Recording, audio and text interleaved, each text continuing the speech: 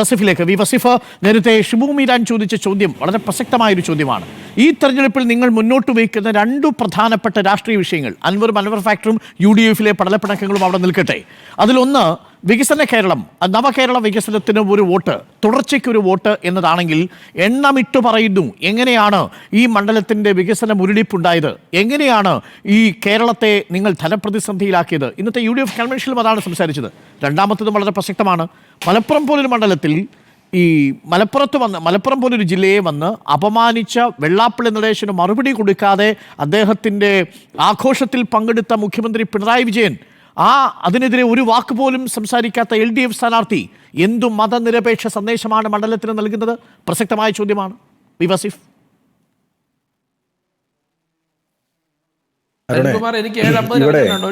മലബാർ കലാപത്തെ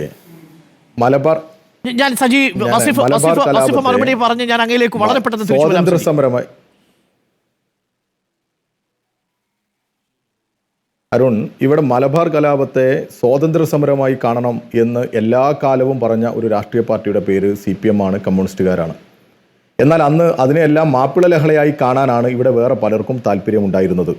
1969 മലപ്പുറം ജില്ല രൂപീകരിക്കുന്നത് സഖാവ് EMSന്റെ കാലത്താണ്. അന്ന് ഈ കോൺഗ്രസ്സുകാർ മിനി പാകിസ്ഥാൻ ആകും എന്ന് പറഞ്ഞ് ഇതിനെതിരെ സമരവും പോരാട്ടവും നയിച്ചവരാ ഇവിടെ. ഇതൊന്നും നമ്മൾ മറന്നു പോകരുത്. ഈ ആലി മുസ്ലിയാരുടെയും മാധവൻ നായരുടെയും സ്മാരകമുണ്ടാക്കാൻ ഒരു ലീഗും വന്നിട്ടില്ല. ശിവദാസ മേനോനാണ് അതിന് തറക്കല്ലിട്ടത്. ആലി മുസ്ലിയാരുടെ സ്മാരകത്തിന്, മാധവൻ നായരുടെ സ്മാരകത്തിന് തറക്കല്ലിട്ടത് പാലോളി മുഹമ്മദ് കുട്ടിയാണ്. ഇങ്ങനെ നോക്കിയാൽ മലപ്പുറം ജില്ലയെ നമ്മുടെ കേരളത്തിൻ്റെ അഭിമാന കേന്ദ്രമായി മാറ്റുന്നതിന് മലപ്പുറത്തിൻ്റെ ചരിത്രം ഉൾക്കൊണ്ടുകൊണ്ട്, സ്വാതന്ത്ര്യ സമരത്തിൻ്റെ പാരമ്പര്യം ഉൾക്കൊണ്ടുകൊണ്ട് ഈ നാടിനെ പഠിപ്പിക്കാൻ, ഈ നാടിന് പരിചയപ്പെടുത്താൻ മുൻകൈയെടുത്ത ഒരു പ്രസ്ഥാനം ഇടതുപക്ഷമാണ്, CPIM ആണ്. അതാരും വന്ന് എന്തെങ്കിലും വിളിച്ചു പറഞ്ഞത് കൊണ്ടൊന്നും ഇല്ലാതെയാകുന്നതല്ല. ഇവർ ബോധപൂർവം ശ്രമിക്കുന്നത്, മുസ്ലിം ലീഗും മറ്റു ചിലരും ശ്രമിക്കുന്നത്, ഇവരാണ് മലപ്പുറത്തിൻ്റെ ഒരു ചാമ്പ്യന്മാർ എന്ന് ശ്രമിക്കുക.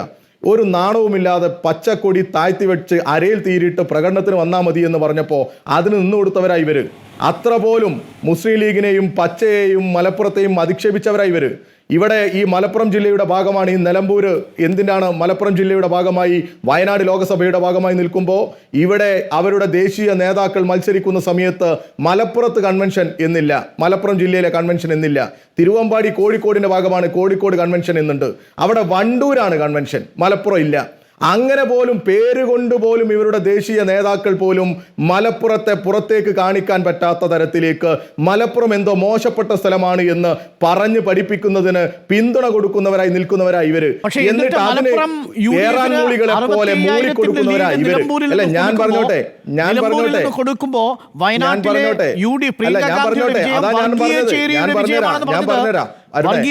വിജയമാണെന്ന് പറഞ്ഞത് വിജയരാഘവനാണ്. അല്ല,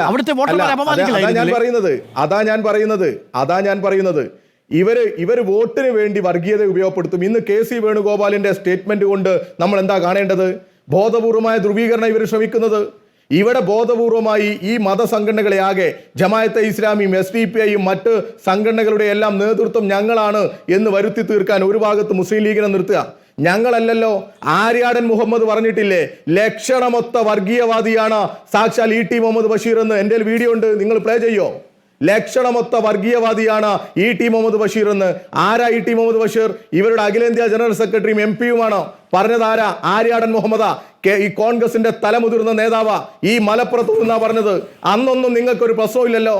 CPM-കാരുടെ സ്റ്റേറ്റ്മെന്റുകളിലെ ഏതെങ്കിലും കഷ്ണങ്ങൾ എടുത്ത് വളച്ചൊടിക്കാൻ കാണിക്കുന്ന ഈ താല്പര്യമുണ്ടല്ലോ, ആ താല്പര്യമാണ് ഈ നാട് പരിശോധിക്കേണ്ടത്.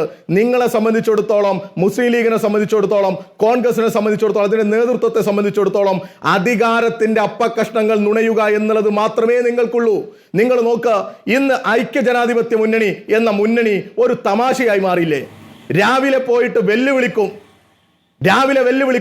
രാത്രി എന്നിട്ട് ഏജന്റിനെ പറഞ്ഞയക്കും കാല് പിടിച്ച് മാപ്പ് പറയാൻ, അയ്യോ ഞങ്ങളെ സഹായിക്കണേ എന്ന്.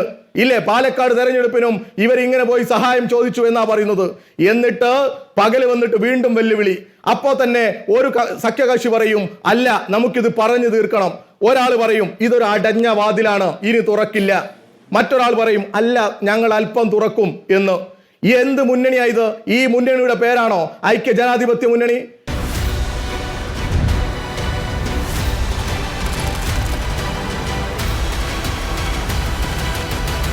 Debate with Dr. Arun Kumar.